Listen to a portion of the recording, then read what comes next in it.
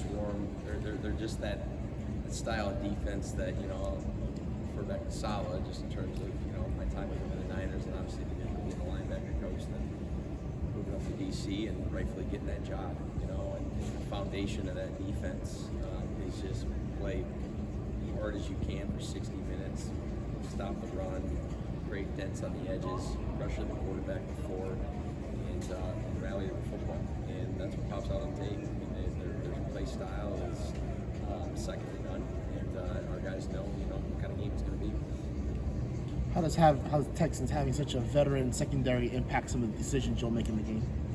Yeah, it's what you just said. I mean, they played a lot of ball, so obviously getting their safety in there and all that. I mean, they're a good team. It's whether they're veterans or not. It's just that whole squad because they don't do it schematically, right? They just do what they do and they do it extremely well. So you got to cut out. Obviously, Matthew was all about team first, but this weekend you did 60,000. What is that? I didn't even know that. It just shows, how consistent he's been throughout his career. He's always played really good football.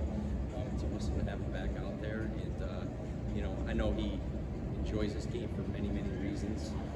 Maybe one day he'll look back at all the, personal accolades he has, but he loves playing, just being in that huddle, being with the guys, being with the locker room, and you're not going to find a better competitor out there. A guy like that that's played so much football, I guess, how quickly does he just get back to it when he gets back to practice after an absence like that? Like me swinging a club after 6 months, right? It just makes sense. So, no, he can take as much time off as he wants. I mean, it's just such muscle memory. And I say that, he's not going to say it like that, but because, all the little things that he thinks about as a quarterback, whether it be mentally or physically, and how he's throwing and his footwork and all those things, none of it's easy by any means. But he sure makes it look easy, and having that time off and getting his body right and all that. So, again, another question probably for him in terms of where he feels, but I'm sure happy he's back. How have you seen that chemistry between Devontae Blair now that he's back out there? Yeah, like two veterans that, have never worked together up until obviously OTAs and all that, but also understand the game at such a high level. So, yeah, there was when he got here in April and May, just the conversations they had individually, what we have in the meeting room, and then obviously taking it to the grass. But those two, again, they're smart football players. Like, they'll figure it out. They'll figure out the body mannerisms and stuff like that. Devontae was the same with Matthew in terms of some of the windows that he's going to fit balls in and stuff. So it's been cool. Obviously we've got to make that stuff come to life on Sundays. But I like the work that they put in. How was Kyron being captain elevated the impact of his energy and how people feed off of that?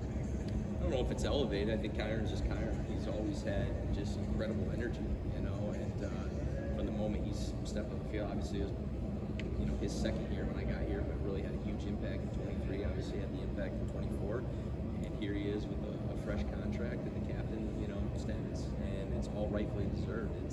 He's got great energy. His work ethic matches that energy, and he's a better person on top of all that. And he's been a productive player in this league. So all of it's just, when you're productive and you do things the right way and your intentions are right, like a guy like Kyron, like a lot of our guys are, you're just gonna, get respect from coaches, from players, from fans, the whole nine. So it's been cool. None of it's shocking. That guy. Because you have a quarterback who is managing the back the way Matthew is. Does that change anything for you as far as just... Say that one more time, sorry. The quarterback who's managing a back like Matthew is, does that affect anything as far as how you build either protections or game plan, or do you just kind of go with what you know?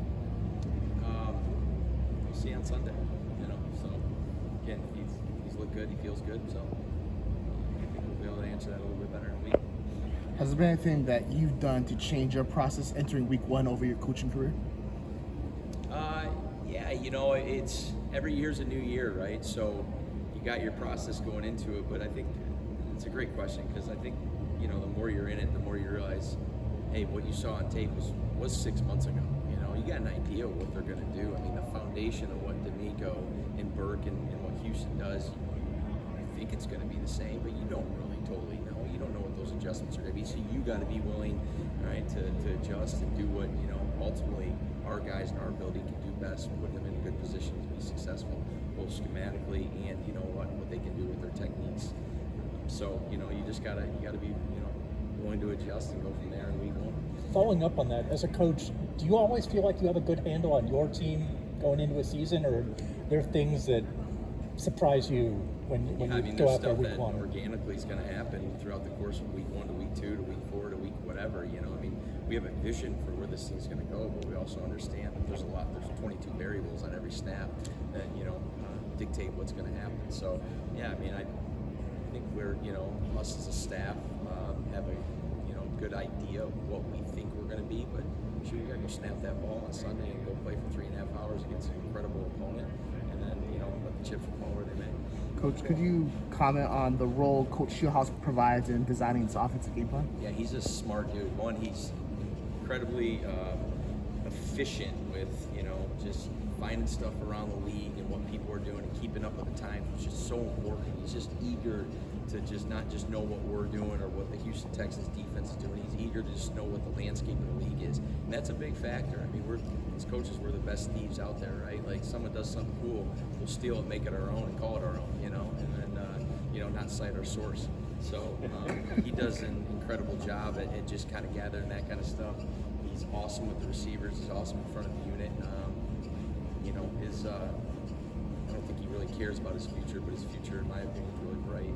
But he's where his feet are, and really lucky to have him. What kind of lift is it just to get a Larry Jackson back up tempo? It's awesome for him. It's awesome for us as a unit. That's selfish, but it's awesome for him because of what he's had to go through, and not just once. It's twice in terms of the blood clots. And so for him, for a guy that just loves being out there, he brings such a quiet energy, if you will. He doesn't say too much, but you feel him, and you feel him in our huddle. You feel him when he goes to the line of scrimmage. He loves this game. He's a good dude.